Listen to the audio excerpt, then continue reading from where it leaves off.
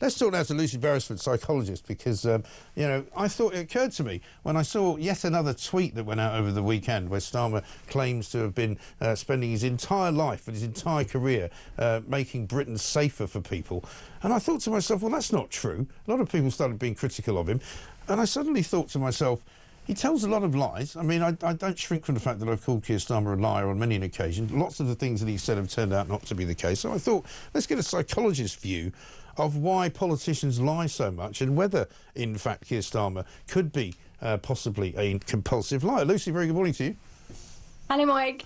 Now, I mean, there are many things that you can say about Keir Starmer. Yes, he's a politician, and politicians more and more now don't seem to tell the truth about things. But he seems particularly, prone to saying things which he must know at the time he's saying them are not correct or not going to come true.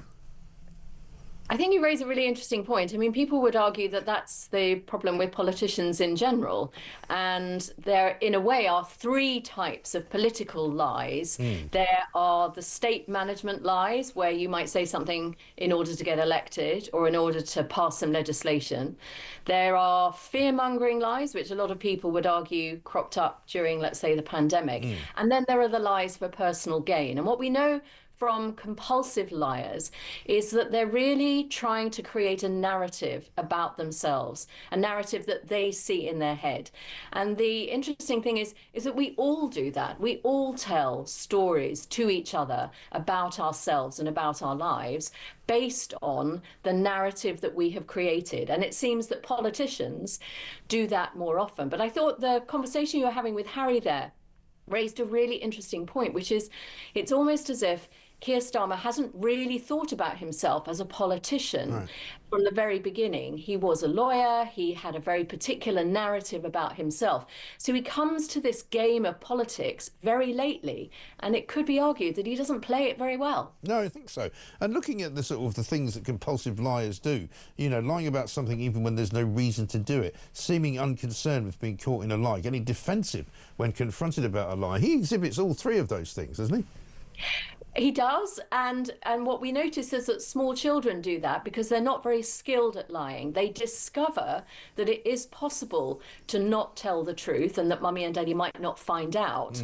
And then they discover that actually mummy and daddy have a lot more worldly knowledge than they do. And again, I worry that Keir Starmer is so new to this game of politics that he almost doesn't understand how it works. So that this story about the vocal coach could get more traction than it really arguably deserves, simply because it goes back to the very heart of unfairness. The electorate is very alert for things not seeming fair. And one of the things that Keir Starmer said, the narrative that he created, was that Boris Johnson has done these awful things about lying about a party, and I will never do something like that. Now we discover that that is not true. So what is the sanction on the person who tells that mistruth? Exactly right. And he gets himself into all sorts of trouble and has done since he's been Prime Minister precisely because of that reason, because he said things deliberately. Like he said council tax would not go up under Labour.